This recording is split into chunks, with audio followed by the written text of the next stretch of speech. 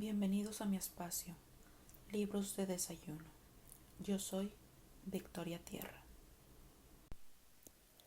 Capítulo 7. Recorte del Daily Graph, 8 de agosto. Pegado en el diario de Mina Murray. De un corresponsal, Whitby. Una de las tormentas más fuertes y repentinas que se recuerdan acaban de pasar por aquí, con extraños resultados. El tiempo, un tanto bochornoso, pero de ninguna manera excepcional para el mes de agosto. La noche del sábado fue tan buena como cualquier otra, y la gran cantidad de visitantes fueron ayer a los bosques de Mulgrave, la bahía de Robin Hood, el molino de Rigg, Runswick, Staithes y los otros sitios de recreo en los alrededores de Whitby. Los vapores Emma y Scarborough hicieron numerosos viajes a lo largo de la costa y hubo un movimiento extraordinario de personas que iban y venían de Whitby. El día fue extremadamente bonito hasta por la tarde, cuando algunos de los chismosos que frecuentan el cementerio de la iglesia de East Cliff y desde esa prominente eminencia observan la amplia extensión del mar visible hacia el norte y hacia el este, llamaron la atención un grupo de colas de caballo, muy altas en el cielo hacia el noroeste. El viento estaba soplando desde el suroeste en un grado suave en el lenguaje barométrico. Es calificado como 2. Brisa ligera. El guardacostas de turno hizo inmediatamente el informe y un anciano pescador que durante más de medio siglo ha hecho observaciones del tiempo desde East Cliff predijo de una manera enfática la llegada de una repentina tormenta. La puesta del sol fue tan bella, tan grandiosa en sus masas de nubes espléndidamente coloreadas, que una gran cantidad de personas se reunieron en la acera a lo largo del acantilado en el cementerio de la vieja iglesia para gozar de su belleza, antes de que el sol se hundiera detrás de la negra masa de Kettleness, encontrándose abiertamente de babor a estribor sobre el cielo del oeste. Su ruta de descenso fue marcada por una miríada de nubes de todos los colores del celaje, rojas, moradas, color de rosa, verdes, violetas y de todos los matices dorados. Había aquí y allá masas no muy grandes, pero notoriamente de un negro absoluto, en todas clases de figuras, algunas solo delineadas y otras como colosales siluetas. La vista de aquel paisaje no fue desaprovechada por los pintores, y no cabe duda alguna de que algunos esbozos del preludio a una gran tormenta adornaran las paredes del R.A. y R.I. el próximo mayo. Más de un capitán decidió en aquellos momentos y en aquel lugar que su guijarro o su mula, como llaman a las diferentes clases de botes, permaneciera en el puerto hasta que hubiera pasado la tormenta. Por la noche el viento amainó por completo y a la medianoche había una calma chicha, un bochornoso calor y esa intensidad prevaleciente que al acercarse el trueno afecta a las personas de naturaleza muy sensible. Solo hay muy pocas luces en el mar, pues hasta los vapores costeños, que suelen navegar muy cerca de la orilla, se mantuvieron mar adentro, y solo podían verse muy contados los barcos de pesca. La única vela sobresaliente era una goleta forastera que tenía desplegado todo su velamen y parecía dirigirse hacia el oeste. La testarudez o ignorancia de su tripulación fue un tema exhaustivamente comentado mientras permaneció a la vista, y se hicieron esfuerzos por enviarle señales para que arriaran velas, en vista del peligro. Antes de que cerrara la noche, se le vio con sus velas ondear ociosamente mientras navegaba con gran tranquilidad sobre las encrespadas olas del mar, tan ociosamente como un barco pintado sobre un océano pintado. Poco antes de las 10 de la noche, la quietud del viento se hizo bastante opresiva, y el silencio era tan marcado que el balido de una oveja tierra adentro o el ladrido de un perro en el pueblo se escuchaban distintivamente, y la banda que tocaba en el muelle, que tocaba una vivaracha marcha francesa, era una disonancia en la gran armonía del silencio de la naturaleza. Un poco después de medianoche llegó un extraño sonido desde el mar, y muy en lo alto comenzó a producirse un retumbo extraño, tenue, hueco. Entonces, sin previo aviso, irrumpió la tempestad, con una rapidez que, en aquellos momentos, parecía increíble, y que aún después es inconcebible. Todo el aspecto de la naturaleza se volvió de inmediato convulso. Las olas se elevaron creciendo con furia, cada una sobrepasando a su compañera, hasta que en muy pocos minutos el vidrioso mar de no hacía mucho tiempo estaba rugiendo y devorando como un monstruo. Olas de crestas blancas golpearon salvajemente las arenas de las playas y se lanzaron contra los pronunciados acantilados. Otras se quebraron sobre los muelles y barrieron con su espuma las linternas de los faros que se levantaban en cada uno de los extremos de los muelles en el puerto de Whitby. El viento rugía como un trueno y soplaba con tal fuerza que les era difícil incluso a los hombres fuertes mantenerse en pie o sujetarse con un desesperado abrazo de las puntales de acero. Fue necesario hacer que la masa curiosos desalojaran por completo los muelles, o de otra manera las desgracias de la noche habrían aumentado considerablemente. Por si fueran pocas las dificultades y los peligros que se cernían sobre el poblado, unas masas de niebla marina comenzaron a invadir la tierra. Nubes blancas y húmedas que avanzaron de manera fantasmal, tan húmedas, vaporosas y frías que necesitaba solo un pequeño esfuerzo de la imaginación para pensar que los espíritus de aquellos perdidos en el mar estaban tocando a sus cofrades vivientes con las viscosas manos de la muerte. Y más de una persona sintió temblores y escalofríos al tiempo que las espirales de niebla marina subían tierra adentro. Por unos instantes la niebla se aclaraba y se podía ver el mar a alguna distancia, a la luz de los relámpagos, que ahora que sucedían frecuentemente seguidos por repentinos estrépitos de truenos tan horrísonos que todo el cielo encima de uno parecía temblar bajo el golpe de la tormenta. Algunas de las escenas que acontecieron fueron de una grandiosidad inconmensurable y de un interés absorbente. El mar, levantándose tan alto como las montañas, lanzaba al cielo grandes masas de espuma blanca, que la tempestad parecía coger y desperdigar por todo el espacio. Aquí y allí un bote pescador, con las velas rasgadas, navegando desesperadamente en busca de refugio ante el peligro. De vez en cuando las blancas alas de un ave marina ondeada por la tormenta. En la cúspide de East Cliff, el nuevo reflector estaba preparado para entrar en acción, pero todavía no había sido probado. Los trabajadores encargados de él lo pusieron en posición y en las pausas de la niebla que se nos venía encima barrieron con él la superficie del mar. Una o dos veces prestó el más eficiente de los servicios, como cuando un barco de pesca con la borda bajo el agua se precipitó hacia el puerto, esquivando, gracias a la guía de la luz protectora, el peligro de chocar contra los muelles. Cada vez que un bote lograba llegar a salvo al puerto, había un grito de júbilo de la muchedumbre congregada en la orilla, un grito que por un momento parecía sobresalir del ventarrón, pero era finalmente opacado por su empuje. Al poco tiempo, el reflector descubrió a alguna distancia una goleta con todas sus velas desplegadas, aparentemente el mismo navío que había sido avistado esa misma noche. A esas horas, el viento había retrocedido hacia el este y un temblor recorrió a todos los espectadores del acantilado cuando presenciaron el terrible peligro en el que se encontraba la nave. Entre ella y el puerto había un gran arrecife plano sobre el cual han chocado de tiempo en tiempo tantos buenos barcos, y que, con el viento soplando en esa dirección, sería un obstáculo casi imposible de franquear, en caso que intentase ganar la entrada del puerto. Ya era casi la hora de la marea alta, pero las olas eran tan impetuosas que en sus senos casi se hacían visibles las arenas de la playa, y la goleta, con todas las velas desplegadas, se precipitaba con tanta velocidad que, en las palabras de un viejo lobo de mar, debía de llegar a alguna parte, aunque solo fuese al infierno.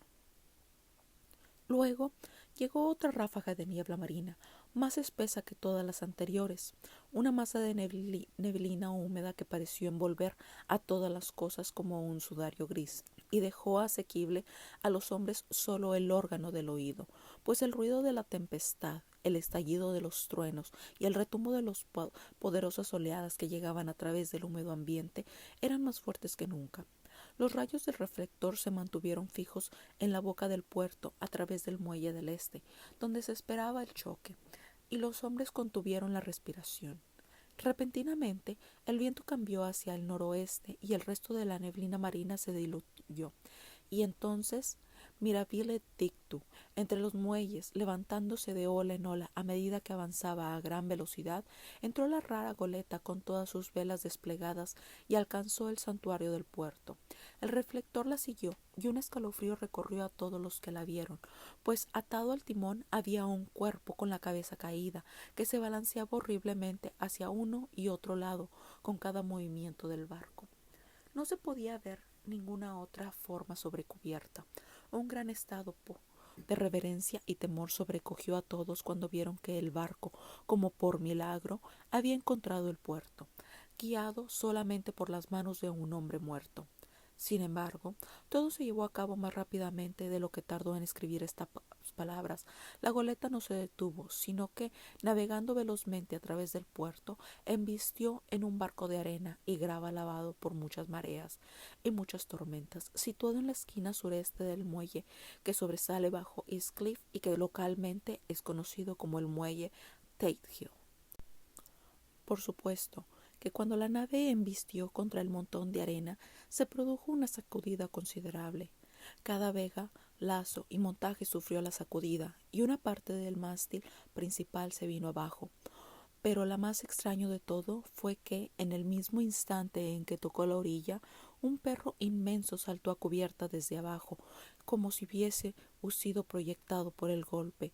Corrió hacia adelante y saltó desde la proa a la arena, corriendo directamente hacia el empinado acantilado, donde el cementerio de la iglesia cuelga sobre la callejuela que va hacia el muelle del este, tan pronunciadamente que algunas de las lápidas transatlánticas o piedras atravesadas, como las llaman vernáculamente aquí en Whitby, se proyectan de hecho donde el acantilado que la sostenía se ha derrumbado y desapareció en la oscuridad, que parecía intensificada justamente más allá de la luz del reflector. Sucedió que por casualidad, en aquellos momentos, no había nadie en el muelle de Tate Hill, pues todos aquellos cuyas casas se encontraban en la proximidad estaban o en cama o habían subido a las alturas para ver mejor. Por eso el capitán del guardacostas de turno en el lado este del puerto, que de inmediato corrió hacia el pequeño muelle, fue el primero que pudo subir a bordo. Los hombres que manejaban el reflector, después de escudriñar la entrada al puerto sin ver nada, dirigieron la luz hacia el buque abandonado y la mantuvieron ahí. El capitán del guardacostas corrió sobre la cubierta de popa y cuando llegó al lado de la rueda se inclinó para examinarla y retrocedió de pronto como si estuviera bajo una fuerte emoción. Esto pareció picar la curiosidad general y un buen número de personas comenzaron a correr. Es un buen trecho el que hay desde Westcliff pasando por el puente de Drawbridge hasta el puente de Tate Hill, pero su corresponsal es un corredor bastante bueno y llegué con buena ventaja sobre el resto de la gente. Sin embargo, cuando llegué, encontré en el muelle a una muchedumbre que ya se había reunido y a la cual el capitán del guardacostas y la policía no permitían subir a bordo.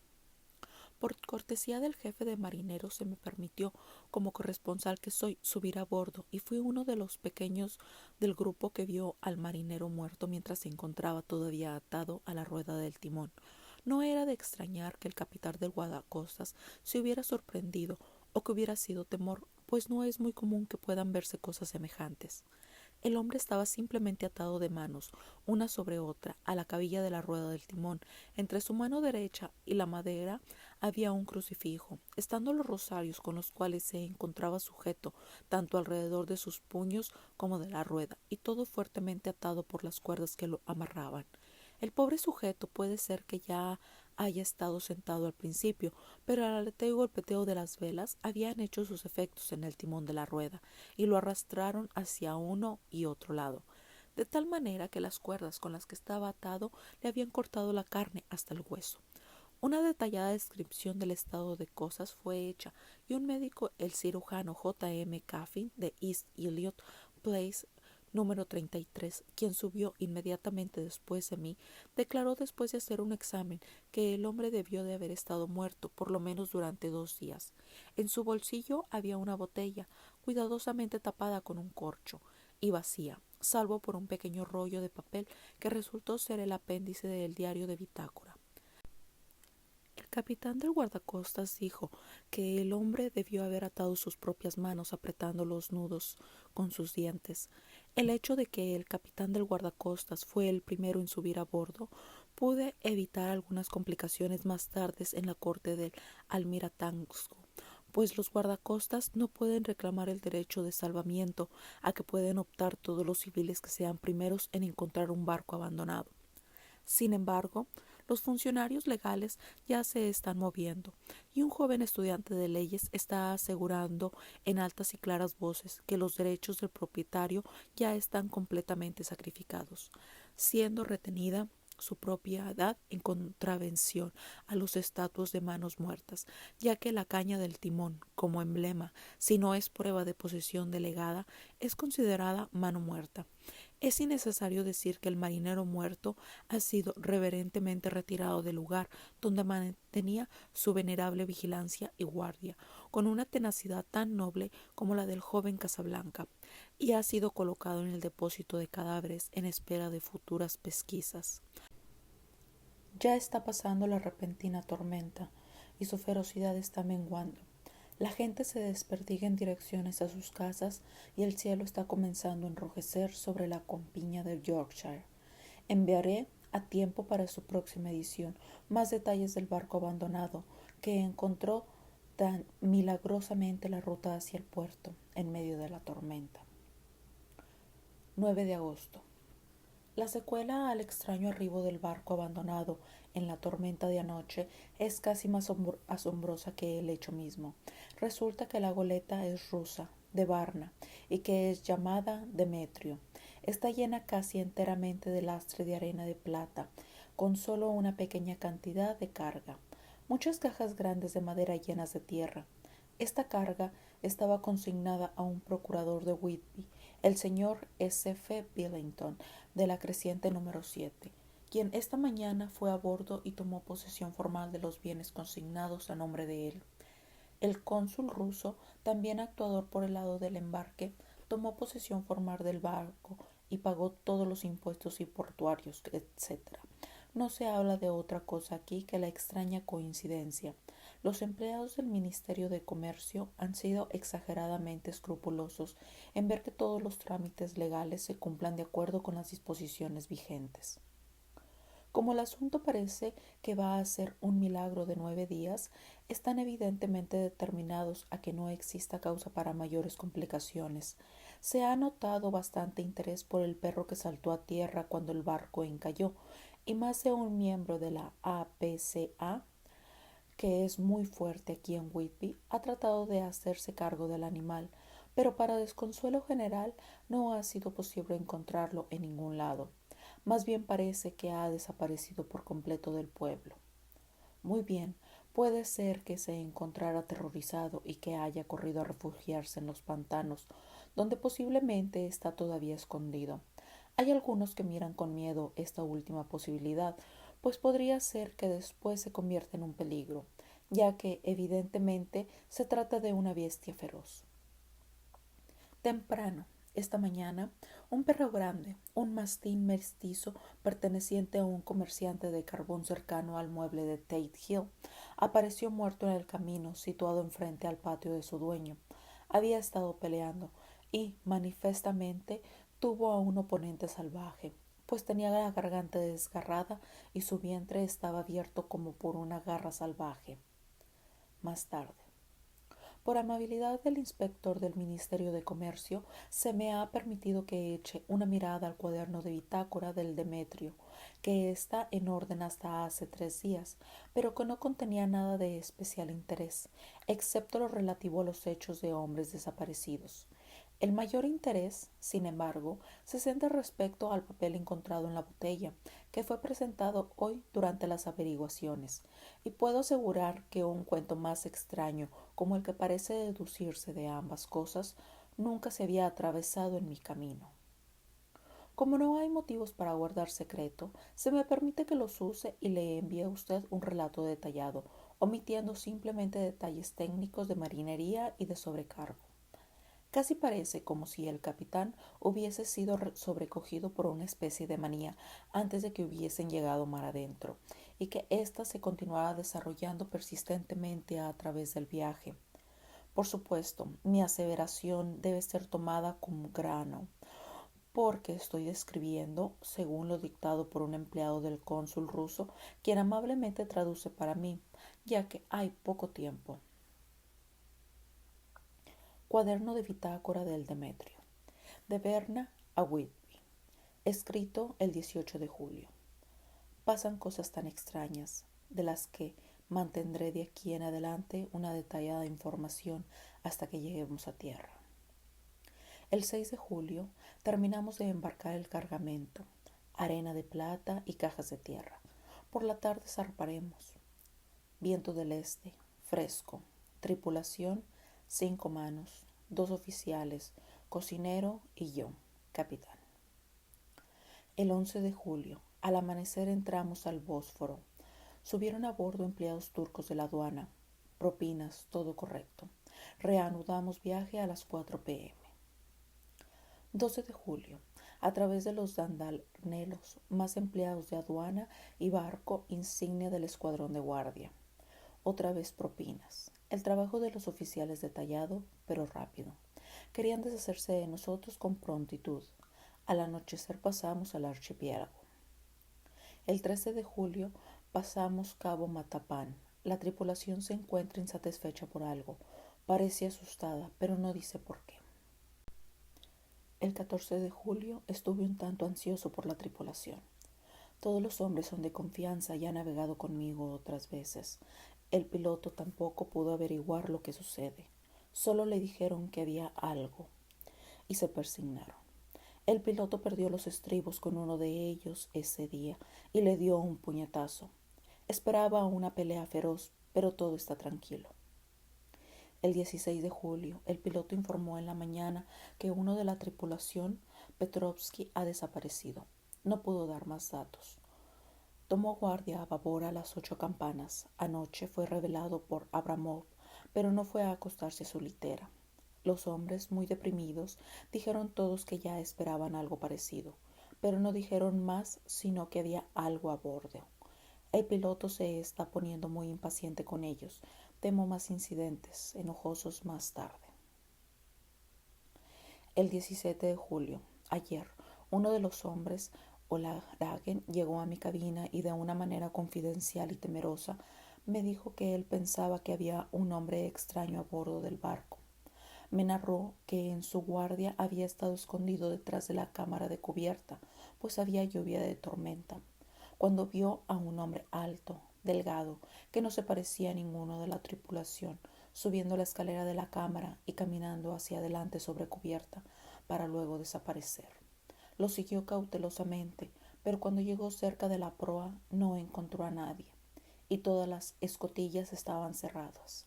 Le entró un miedo pánico supersticioso y temo que ese pánico pueda contagiarse a los demás. Adelantándome, hollaré que registren todo el barco cuidadosamente, de proa a popa. Más tarde ese mismo día reuní a toda la tripulación y les dije que, como ellos evidentemente pensaban que había alguien en el barco, lo registraríamos de proa a popa. El primer oficial se enojó, dijo que era una tontería y que ceder ante tan tontas ideas desmoralizaría más a los hombres. Dijo que él se comprometía a mantenerlos en orden a punta de garrote. Lo dejé a él encargado del timón, mientras el resto comenzaba a buscar, manteniéndonos todos unos al lado de otros. Con linternas no dejábamos una esquina sin registrar. Como todo lo que había eran unas grandes cajas de madera, no había posibles resquicios donde un hombre se pudiera esconder. Los hombres estaban mucho más aliviados cuando terminamos el registro y se dedicaron a sus faenas con alegría. El primer oficial refunfuñó, pero no dijo nada más. 22 de julio. Los últimos 3 días, tiempo malo y todas las manos ocupadas en las velas. No hay tiempo para estar asustados. Los hombres parecen haber olvidado sus temores. El piloto, alegre otra vez, y todo marcha muy bien. Elogié a los hombres por su magnífica labor durante el mal tiempo. Pasamos Gibraltar y salimos de los estrechos. Todo bien. 24 de julio. Parece que pese a una maldición sobre este barco, ya teníamos una mano menos, y al entrar en la bahía de Vizcaya con un tiempo de los diablos, otro hombre ha desaparecido anoche, sin dejar rastro, como el primero. Dejó su guardia y no se le volvió a ver. Todos los hombres tienen un miedo pánico. Envié una orden aceptando su solicitud de que se hagan guardias dobles, pues tienen miedo de estar solos. El piloto, furioso, temo que podamos tener algunos problemas, ya que o él o los hombres pueden emplear la violencia. 28 de julio. 4 días de infierno, bamboleándonos en una especie de tifón y con vientos tempestuosos. Nadie ha podido dormir. Todos los hombres están cansados. Apenas sé cómo montar una guardia, ya que ninguno está en condiciones de seguir adelante. El segundo oficial se ofreció voluntariamente a timonear y hacer guardia, permitiendo así que los hombres pudieran dormir un par de horas. El viento está amainado, el mar todavía terrorífico, pero se sienten menos, ya que el barco ha ganado estabilidad. 29 de julio. Otra tragedia. Esta noche tuvimos guardia sencilla, ya que la tripulación está muy cansada para hacerla doble. Cuando la guardia de la mañana subió a cubierta, no pudo encontrar a nadie, a excepción del piloto. Comenzó a gritar y todos subieron a cubierta. Minucioso registro, pero no se encontró a nadie. Ahora estamos sin segundo oficial y con la tripulación en gran pánico. El piloto y yo acordamos ir siempre armados de ahora en adelante y acechar cualquier seña de la causa. 30 de julio. Noche. Todos regocijados, pues nos acercamos a Inglaterra. Tiempo magnífico. Todas las velas desplegadas. Me retiré por agotamiento. Dormí profundamente. Fui despertado por el oficial diciéndome que ambos hombres, el de la guardia y el piloto, habían desaparecido. Solo quedamos 2 tripulantes, el primer oficial y yo, para gobernar el barco. 1 de agosto. 2 días de niebla, sin avistar una vela. Había esperado que en Canal de la Mancha podríamos hacer señales pidiendo auxilio o llegar a algún lado. No teniendo fuerzas para trabajar las velas, tenemos que navegar con el viento. No nos atrevemos a arriarlas porque no podríamos izarlas otra vez. Parece que se nos arrastra hacia un terrible desenlace. El primer oficial está ahora más desmoralizado que cualquiera de los hombres. Su naturaleza más fuerte parece que ha trabajado en su interior inversamente en contra de él. Los hombres están más allá del miedo, trabajando fuerte y pacientemente con sus mentes preparadas para lo peor. Son rusos, él es rumano. 2 de agosto, medianoche. Me desperté después de pocos minutos de dormir, escuchando un grito que parecía dado al lado de mi puerta. No podía ver nada por la neblina.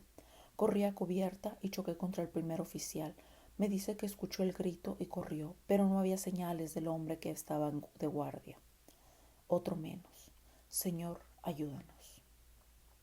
El primer oficial dice que ya debemos haber pasado el estrecho de Dover, pues en un momento en que se aclaró la niebla alcanzó a ver Northumberland, en el mismo instante en que escuchó el grito del hombre.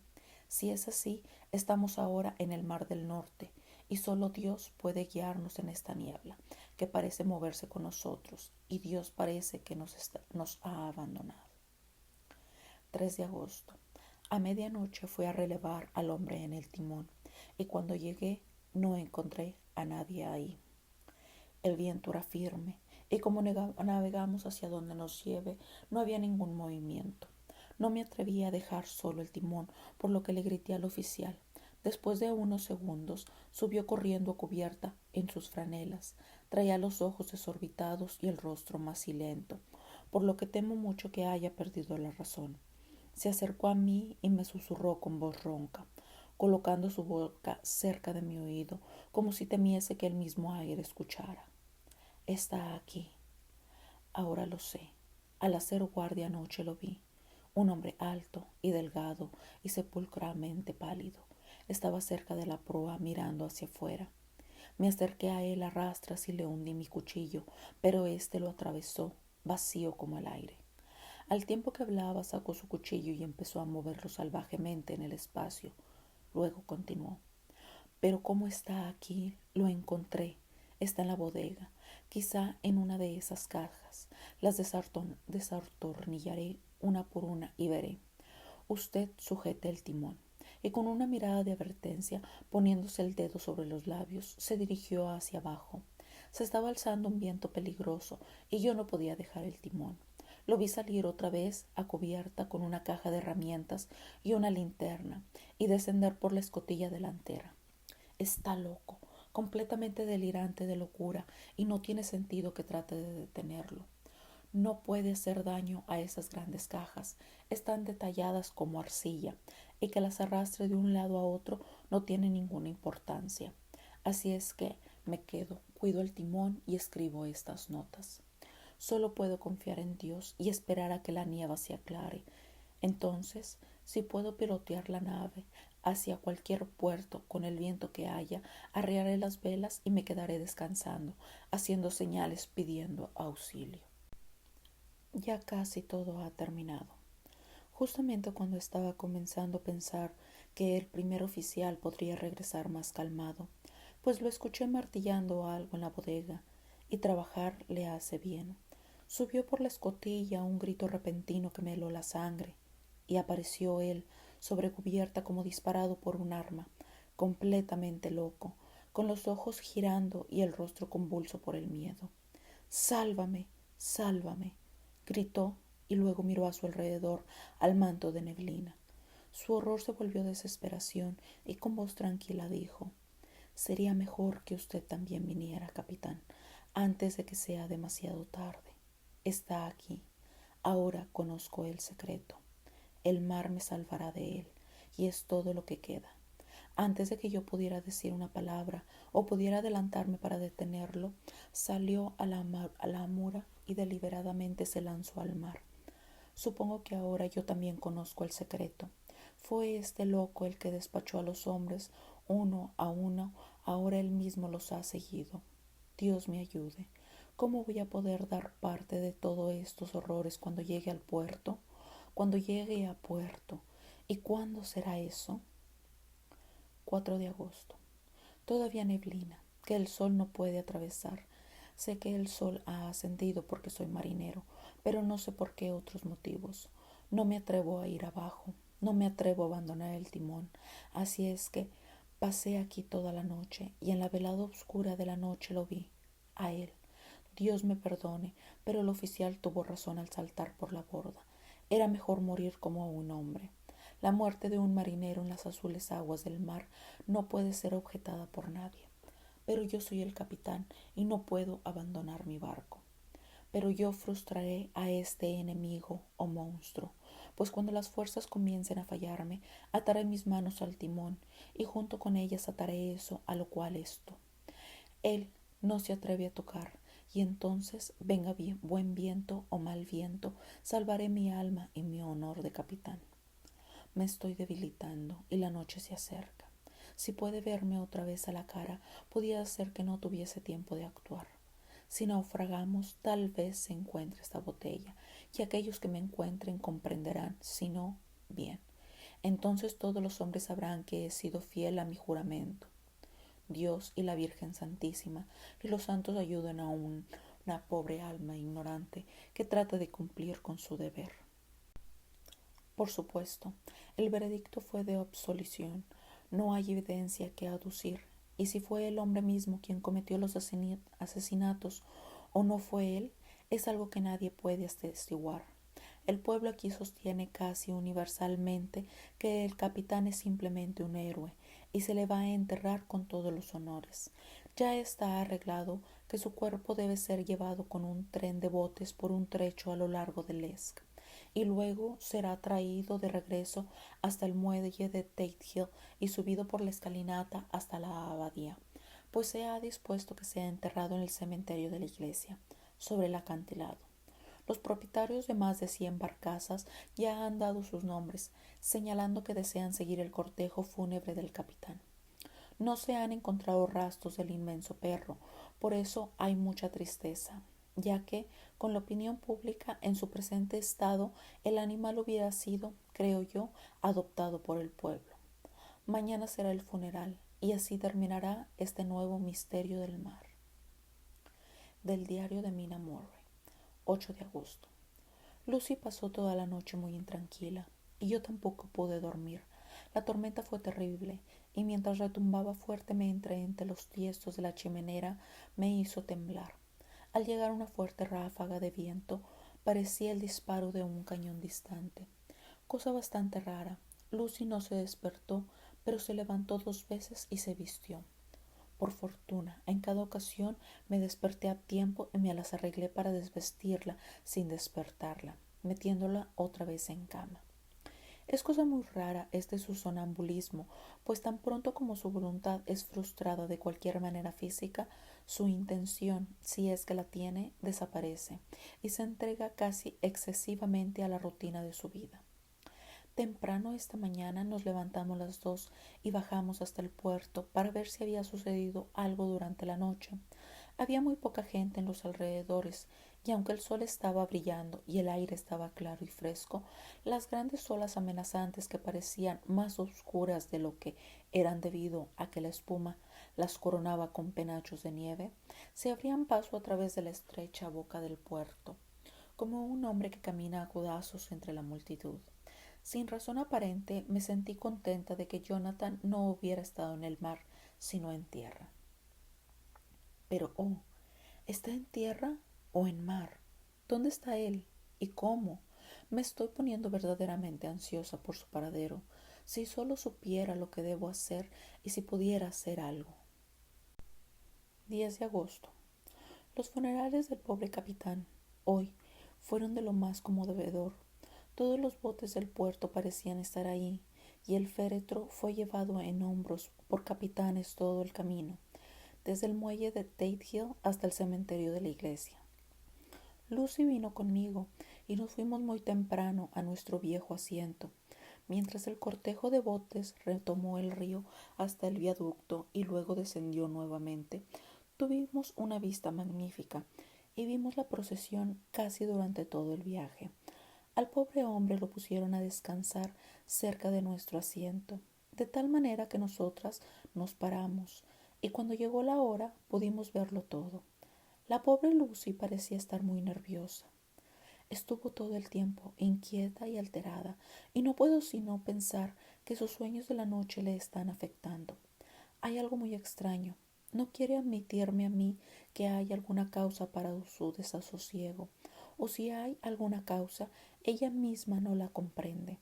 Hay un motivo adicional en el hecho de que el pobre anciano, el señor Swells, fue encontrado muerto esta mañana en nuestro asiento, con la nuca quebrada.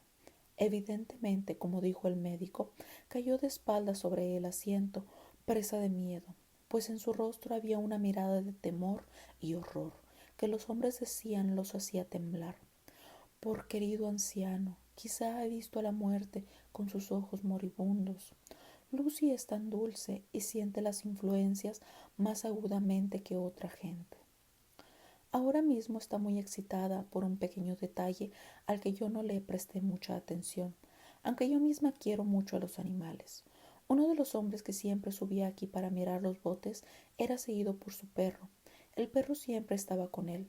Los dos son muy tranquilos y yo nunca vi al hombre enojado, ni escuché que el perro ladraba. Durante el servicio, el perro no quiso acercarse a su dueño, que estaba sobre el asiento con nosotras, sino que se mantuvo a unos cuantos metros de distancia y ladrando y aullando. Su dueño le habló primero suavemente, luego en tono más áspero y finalmente muy enojado. Pero el animal no quiso acercarse, ni cesó de hacer ruido. Estaba poseído como por una especie de rabia, con sus ojos brillándole salvajemente y todos los pelos erizados como la cola de un gato cuando se están preparando para la pelea. Finalmente, también el hombre se enojó, saltando del asiento le dio puntapiés al perro y luego, tomándole por el pescuezo, lo arrastró y lo tiró sobre la lápida en la cual está montado el asiento.